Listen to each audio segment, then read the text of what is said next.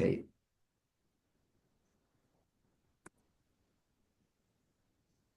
Good morning.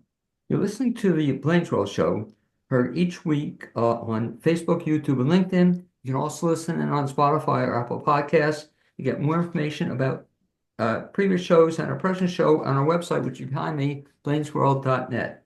I'm your host, Blaine Greenfield, here in my Zoom studio in lovely downtown Fairview, North Carolina. Each week, we focus on positive news and information about perhaps people and organizations in both Western North Carolina and throughout the country. And toward that end, it's my pleasure to introduce Pete Brewer, co-owner of Annie B's Homemade Ice Cream, for being my guest today. And Pete, you can feel free to wave to all your fans and friends who are watching this.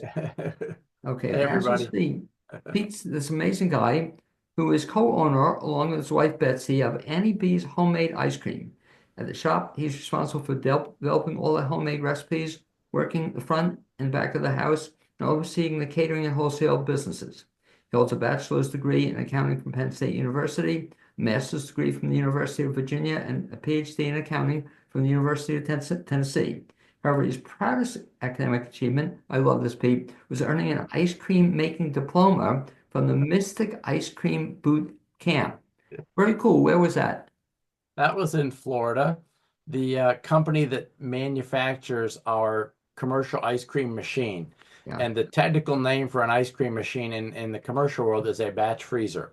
And this company in Brooksville, Florida, makes the best batch freezers in the world, and they offered an ice cream class. So And so, how long was the ice cream class? well, then this is the thing. I prefer if you don't ask, because then you might think it's 4 years, like I was studying at Cambridge and Oxford, but it was And really 2.5 days. you didn't have to, really? And had you ever made ice cream before then?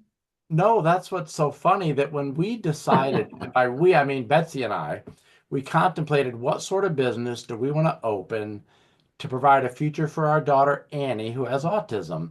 And we settled on ice cream.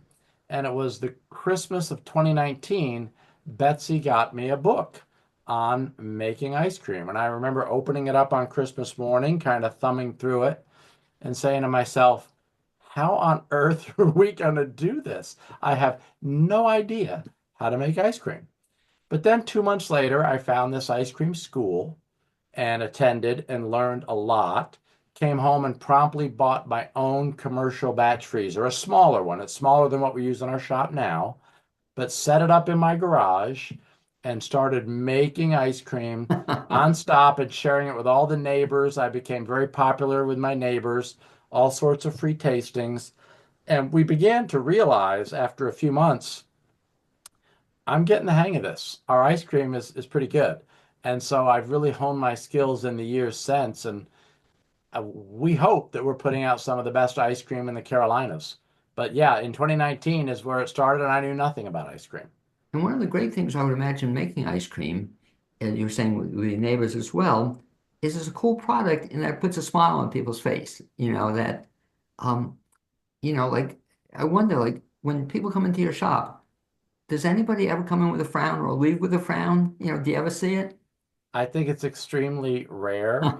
In fact, given that our mission in our shop is to employ disabled adults, um, we really believe our shop is bigger than ice cream. It's purpose, and you're speaking to it really. I mean, of course, the central focus is the ice cream, and hopefully you love the ice cream, but it's really about having an experience where you're going to walk in and you're going to smile, and you're going to leave the shop feeling better than when you walked in. And that's what we are trying to be, is a force for goodness in the community, a little oasis where you come in, have a sweet treat. And, Betsy and I, as the owners, if we're in the shop or our managers, we want to engage with you. We want to chat with you, and hopefully you have a wonderful experience with us and you leave feeling a little better than when you walked in. So it really is a place about, smiles and community spirit. And I think we've achieved that. Now, Pete, when you were a kid, you grew up where? I grew up in northeastern Pennsylvania, Okay. so So up near Scranton, Pennsylvania. I think I told you I was from Bucks County area. And Mhm. when you were a kid growing up in Scranton, did you know you always wanted to be an owner of an ice cream store? Oh, since I was 2 years old. Yeah, right. No, that's what's so funny. In in 20, okay, so December 25th, I got this, 2019, I got this ice cream book. I mean, if you had turned the clock back even 8 months and said, "Hey, Pete, uh, what age would I have been then? 2019, 36 and 19, about 55 years old." Um, if you'd have said, "Pete, you don't know it, but you're just a couple years away from opening an ice cream shop," I would have said, "What are you talking about?" I had no idea. As a But kid, I will say, yeah, tying back to my upbringing, my very first job was at an ice cream. It was called a dairy bar, the Shadowbrook Dairy Bar, scooping ice cream in big 5 gallon containers. So I guess I've come full circle. very cool. Is the store still open? The Shadowbrook Dairy Bar? Yeah. I don't think so. I think it closed, and I'm not sure exactly when, but I believe it's closed. Well, that's because after you left, it was all downhill. It just collapsed. Yeah, So, no. oh, very cool. So that was your very first job. That's how old were you as a kid then? Just Well, I would have been about age 15 or so. okay. First And job working and scooping ice cream, making milkshakes, and it was all homemade ice cream. They made it, down in the basement, and yeah, that was my very first job. And so now here I am making ice cream. and so that's when you built up your wrists, or I can You do imagine. have to. You really do. But part of that experience, if you come in our shop, so I do recollect the Shadowbrook, we had these big 5 gallon tubs, very tall. And so one of those could sit in that dipping cabinet for an extended period of time. Plus, I remember when you would get down towards the bottom scooping, and this isn't terribly pleasant, but your arm would bump up against the container and as we got ready to open our shop, I thought, that's just not very sanitary. We've got to come up with a better way. I mean, my arm, all the scoopers' arms were rubbing on the interior of these 5 gallon drums, and then somebody scraping down the side. So if you come to our shop, we didn't want our ice cream to sit out in those drums for a long period of time. So all of our ice cream is in little 3.5 quart pans, and we do that on purpose. So the ice cream that the customer's always seeing in that dipping cabinet is fresh because each container might have a total of 10 servings in it. So, you go through it pretty quick, whereas a 5 gallon drum, particularly in the winter months, could sit there for 4 months. It's too bad when you scooped ice cream, the times were different. Because one of my daughter's first jobs was scooping ice cream or Rita's Ices. And she used to love it, Pete, because at the time then, they started being able to tip the servers. When you were a kid, I imagine it was unheard of. But my daughter so much loved it, that she was working, then to get a tip, like when you were a kid, they didn't do that, right? They didn't, No, right. But what no. an innovation, so she loved it. So what got you away then? So you did that as a kid. What got you out of scooping ice cream? Well, my next job was working in a restaurant, the Fireplace Restaurant, and then off to Marty's Market in the town where I was born, my shop in Pennsylvania. Worked at Marty's and did that till I graduated high school. And then I think even for a couple summers during my undergraduate studies at Penn State. So, yeah, I had different summer jobs as a kid. And then it was on to Penn State and worked as an accountant for a few years. But ultimately, that wasn't a good fit for me. And that's when, as you and I have discussed, I said, hey, maybe I could be a professor. And that's when I went on to get, my master's and PhD. That's why you mentioned Penn State, because Penn State, correct me if I'm wrong, but didn't they also have or still have very good food preparation or um, area, where they teach people about the whole food and probably even ice cream? I wouldn't be surprised. Oh, absolutely. The creamery at Penn State was a big deal. That was it. Yeah. And yeah, that's renowned. Penn State is renowned for its ice cream dairy, and I'm not sure it may even offer major courses of study in that arena. I think they have ice cream school, I think. And another school, and I didn't know this till I moved here, that's pretty big into ice cream is Clemson, just down the road. So, Clemson and Penn State are two big universities that really are into ice cream. But who would have thunk, go to school for ice cream, where instead of you got your PhD in accounting, I did. but this instead you could have gotten a PhD in ice cream making. Yet I like your approach better. in 2.5 days and some practice at home, but isn't it true though, Pete? Probably what you've learned over the last X number of years has in essence been a PhD in ice cream making, from both studying it and then doing it. Oh, absolutely. I would say also that so 30 years as a professor of business, accounting, opening an ice cream shop was for me kind of saying, okay, so you've talked about this, for 3 decades, and you have a certain amount of knowledge, of course, but now let's apply it. Now let's actually open and run a business. And so it's been, a remarkable experience. And the ice cream making piece of it, I never would have guessed necessarily that I would enjoy that. But creativity is a big part of who I am, and it's been a big part of any success I've had throughout my career. And ice cream making absolutely draws upon creativity because there are endless flavors. And then, honestly, within any one flavor. So, just as an example, just yesterday we put out my new batch of orange creamsicle. Now, I Okay. made a batch of it about a year ago and it sold well. People really liked it. I made up that recipe. And then I decided this time around, I want to try a different approach. And so I tried a different approach. And I think it tastes delicious. It's in our cabinet right now, folks. Come on down tomorrow. But the point being, even within one flavor, you can reformulate that flavor and constantly tweak it and try to make it better. And then start thinking about all new flavors. So for me, it's kind of this endless opportunity to be creative and come up with top-notch flavors for folks. So it does tap into a big part of who I am. And I didn't really even fully grasp that until the shop opened and I kind of fell in love with making ice cream. It's interesting you were saying how ice cream, I guess, changes or evolves over the years, especially with respect to flavors, because I read this not too long ago, Pete, that one of my favorite flavors, and still is chocolate chip, but nobody makes chocolate chip anymore. I don't know, it's 20 years ago, it was number two of all sales of ice cream. And you go into any supermarket even, or your place, I should put you on the spot. Do you ever serve chocolate chip? I have never made a straight up chocolate chip, which would be, I guess, a vanilla ice cream with Right. chocolate chips. Right, but they put in all sorts of other chips and flavors and displays chocolate chip. What's the most unusual flavor you've ever made there? Oh, wow. Or There's a lot. I'll just throw some off the top of my head that might you might chuckle at. So a very popular flavor that I made once was maple bacon. wow, Man, did that sell. Cherry amaretto sells really well. Our banana pudding is a big seller.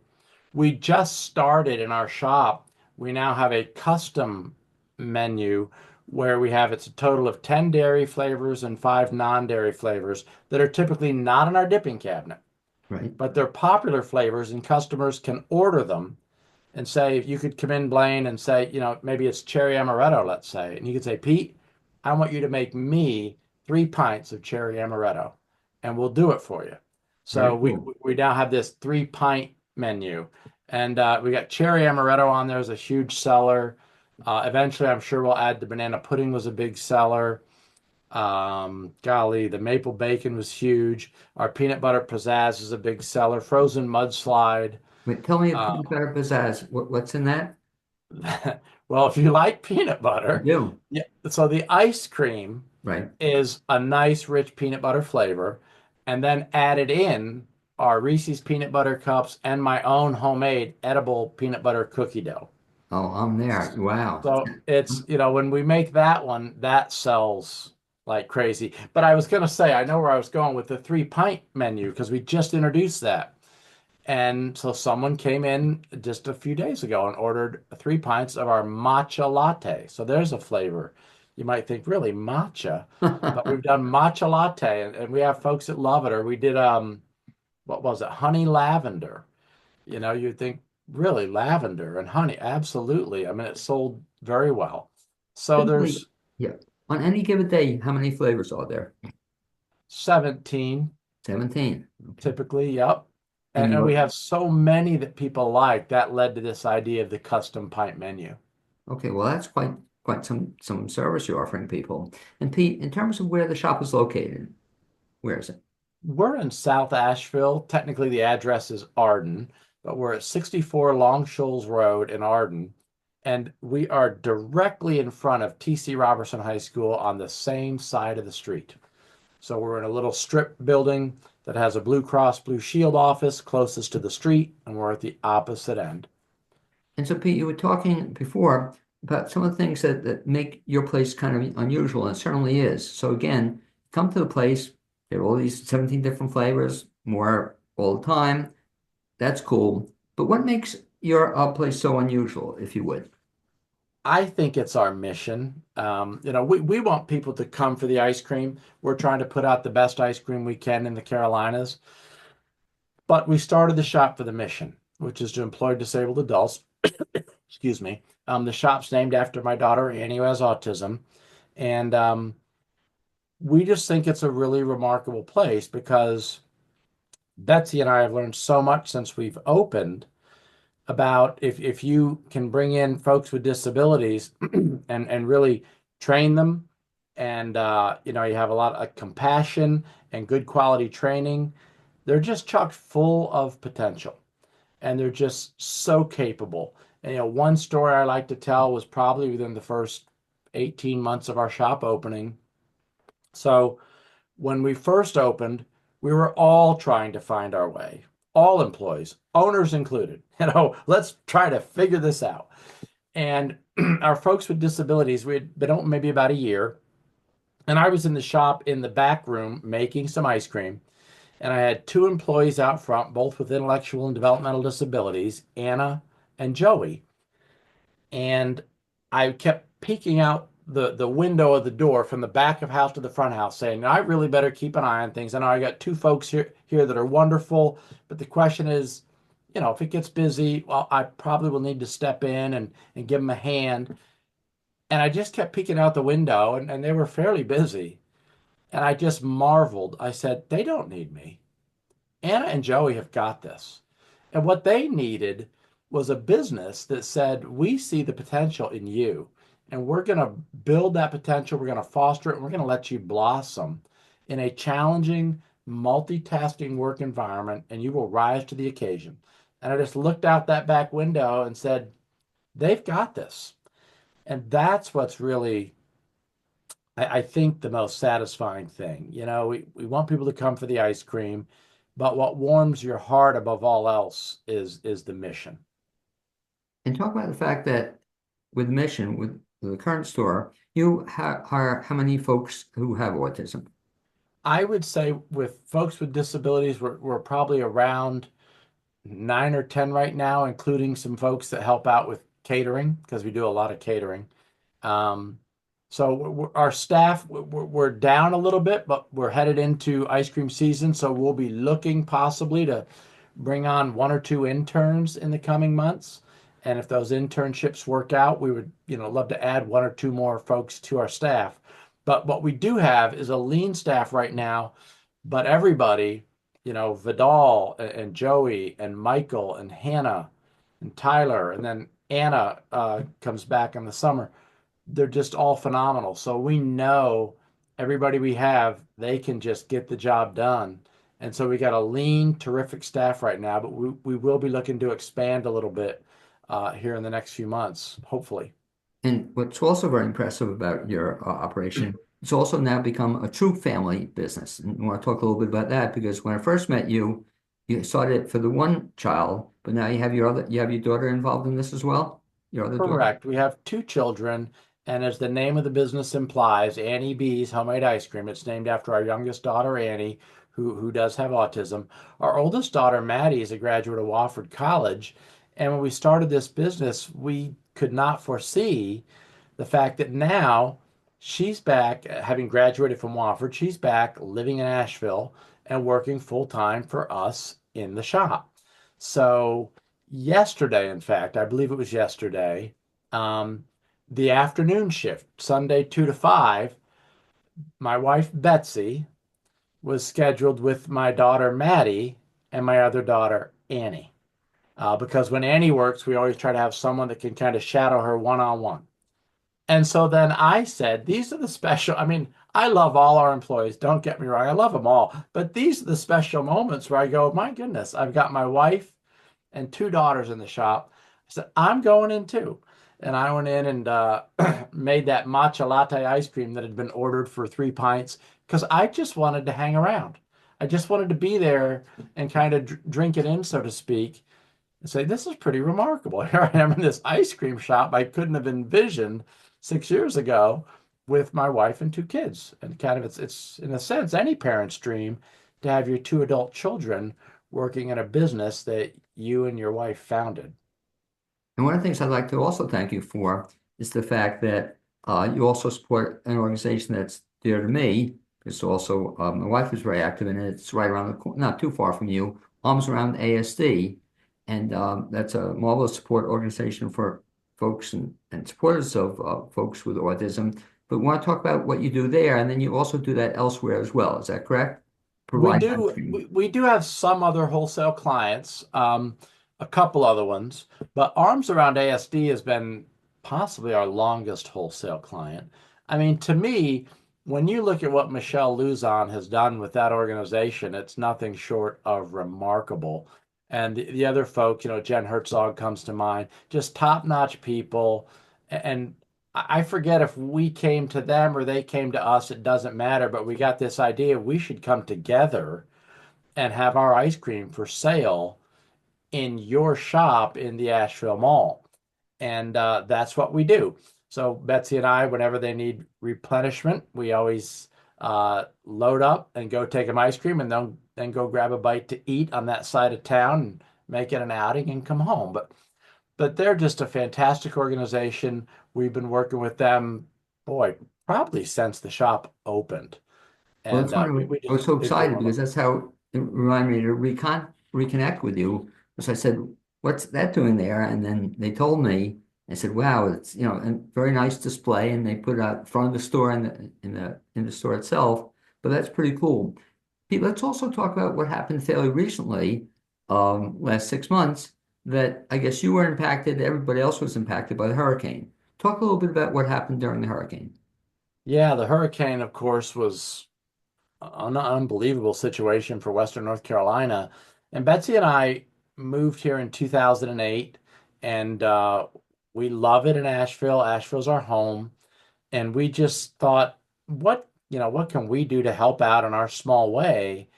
And so we committed that we were going to take 100% of our sales from October 15th through December 31st and donate all of those sales to Hurricane Helene relief. We just felt like, as I looked at Betsy, we said, listen, if this isn't the type of situation where you're willing to step up, then what would it take? I mean, this is kind of as catastrophic as it gets. Now is the time. And so we were able to get on a national television show to talk about it. And so we sold probably 430 t-shirts to just about every state in All the right. union. And all the profits from the t-shirt sales and all the sales in the shop, everything, we ended up raising over $35,000. We gave that to three organizations. Um, Roughly half went to Equal Plates Project, which is a remarkable nonprofit in Asheville that before the hurricane was putting out 1,000 meals a week. Then immediately after the hurricane jumped to 1,000 meals a day. We gave just a little less than half to Beloved Asheville, which is another remarkable nonprofit. And then we gave a smaller sum, and I'll explain why it was smaller, to the Saluda Food Pantry. And the way that came about is because we were on this national TV show, and some folks in New York saw it, and they had a high school classmate that was killed in the hurricane who lived in Saluda.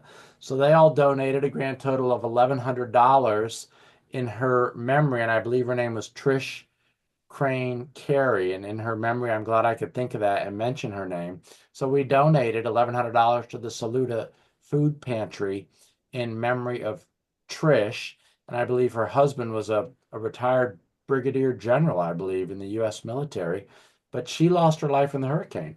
So that was the third organization, Saluda Food Pantry. So we were just elated to be able to give money back. I would also say We had so many people come in the ice cream shop after the hurricane that had converged on this region that were not from here Sure. that came to help. And it was remarkable. I mean, all sorts of organizations. So I have some friends I vacation with in Illinois every year. We're kind of outdoorsmen, and we go to Illinois. And one of those fellas said, "Hey, my team over in Danville, Virginia is coming in. They're called God's Pit Crew, and that's what they do. They come when disaster strikes and help out. And they came by the shop, and my buddy that I vacation with bought them all a scoop of ice cream." And you know, there were just people all over the United States, and it's not done yet. Yesterday in the shop, my wife and I spoke at length with a dad who came to Asheville to visit his son, who's here working. They live in Kansas, Wichita, Kansas, and he's here and he's been coming for 4 months on and off to work heavy duty equipment that can pick up, huge tree trunks and move them. So he's a heavy equipment operator who just keeps coming back to help out. And he couldn't have been more than about 25 years old from Kansas. And I mean, we just encountered so many of those stories and they're just so heartwarming. Now, your shop itself, or where you live, was it affected at all by the hurricane? Well, it's interesting. The day of the hurricane, we got up and we had three trees that fell on our property, did not touch our house. And in that moment, I thought, wow, this is a big deal. Three down trees. I had no clue what was happening on a broader scale. And I said to my wife, well, wow, you're going to have to make a Facebook post about this. And only to then get in my car and try to drive to our shop.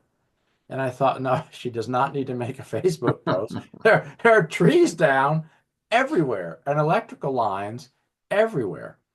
But still, and because we purposely have our shop about a mile and a half from our house, even when I went to the shop, I had not seen any flooding. So I wasn't aware of any flooding. It wasn't until my daughter Maddie got out and sent me some photos. And that's when it was very sobering, right? I think the first one she sent was Chimney Rock the day before the hurricane and the day after. And that's when I kind of went, oh my, this is more than down trees and electrical lines, which is awful in and of itself. But there's a whole nother element to this, and that's the flooding. And that's when it really began to sink in, what had happened. Think in is right. Pete, talk about two other things, if you would, too, that in recognition of all the cool stuff you're doing, and it really is, you told me off the air that you've also been given some very nice recognition from the North Carolina Division on Career Development and Transition. What was that all about? Yeah, we found out, I want to say a week or two ago, it was very recently, that this statewide organization, whose whole purpose is to help folks with disabilities transition into the workforce, they chose us as the employer of the year. Wow. So their meeting was in Greensboro, North Carolina, and one of our star employees, Anna Roberts, uh, attends the University of North Carolina, Greensboro in their, I believe it's called the Integrative Community Studies Program. It's for individuals with intellectual and developmental disabilities. It's a college experience for them. And so we naturally invited her since this meeting was in Greensboro and she goes to UNCG. And so I spoke to this group of probably 200 people and she spoke. And we received our award and it was a wonderful recognition. We were thrilled, and it's a tip of the cap to all of our employees and their hard work. And it seems, it's funny, given your background, this is one example, but almost seems you can't get away from this university background of yours. Because I have to ask you one other question. And I love the name, but there's also now, or it's floating around, Annie B's University. And what's Annie B's University? Yeah, within the past year, we have started a 501c3 nonprofit, and it'll be called Annie B's University. And the mission of Annie B's is to enrich the lives of disabled adults by providing gainful employment, lifelong learning opportunities, and community service opportunities. So, big picture, we've got our sight set on three things in the coming years. One is potentially franchising our shop. I've worked with a nationally known social franchising attorney to create an agreement where we would like to try to start other Annie B's ice cream shops, nonprofit. There's no profit motive in any of this. So we'd like to spread and start more shops. Um, We also would ultimately like to start another idea we have is to get in a commercial kitchen because we learned through the hurricane, we learned about the immense food insecurity challenges in Western North Carolina. And so we want to take and involve our disabled employees who could make all of our baked goods because we have some great baked good recipes in our ice cream shop. And we would basically loan those, if you will, to Annie B's University, the recipes. And we would like disabled employees to make all of our baked goods, which we would then donate to nonprofits all throughout Western North Carolina to include in meal kits for those facing food insecurity. So we're trying to develop that idea because we think it's pretty powerful. It puts disabled adults in the position of being community servants, which they're quite capable of being, rather than just the recipient of community services. They can be servants as well. So that's kind of that we want to hopefully franchise in the coming years and plant more shops, particularly within a couple hour radius of where we are. We want to start this idea of positioning disabled adults to be community servants, to make our food products to give to those facing food insecurity. And then number three is the idea of lifelong learning classes, where we can provide classes where people can come with disabilities, whether they're cooking classes, exercise classes, art classes, what have you. That's the third avenue we hope to develop in the coming years. And one of the cool things I'm getting from listening to you is we talked about this off the air, about the concept of creativity. But boy, you could do this somewhat as a college professor, but in this business, it seems like the sky's the limit, that as to what you can do, that's probably pretty exciting for you to be able to all of a sudden now try all these different things. That's pretty, it almost sounds like it's a lot of fun too. It is fun. And the challenge, to be honest, is we have so many ideas. It's deciding what are we going to do, right? So one of our part-time managers, who's phenomenal, her name's Amy Romagnolo. Um, Amy is amazing. Her and her husband Andy, because they had a tree fall right on their house in the hurricane. They are still displaced from their home and will be for quite a few months. But she's still part-time with us. She's our baker and she's phenomenal. So we've got Amy working on developing ice cream cakes because we do ice cream pies. We do ice cream sandwiches, homemade waffle cones, milkshakes. Well, a new product for us will be ice cream cake. I've had her tinkering around with baked donuts, and we've started making our own edible cookie dough. I mean, you can go on forever with ideas. The challenge is deciding what are we going to prioritize. So you're right in terms of kind of creativity or where can we go with this shop or more broadly with the university and its mission. I mean, the opportunities are endless. It's just prioritizing and I think being patient, not trying to do it all overnight, but be patient and good things are going to happen. With respect to your customers, do you get ideas from them as to flavors and stuff they want to see? You do sometimes. Um, I'm trying to think. I mean, I've heard a few that are kind of off the wall. But yeah, and then sometimes you'll get people that'll come in. So when we did our pralines and cream, or I think if I were from New Orleans, I think it would be pralines and cream. And we had a customer from New Orleans and he bought the ice cream. And I had to go out and say, please, you're from the birthplace of pralines. And he said, okay, step one is it's pralines. And I went, okay. And he said, this is pretty good ice cream. That because I made my own pralines. I made them myself.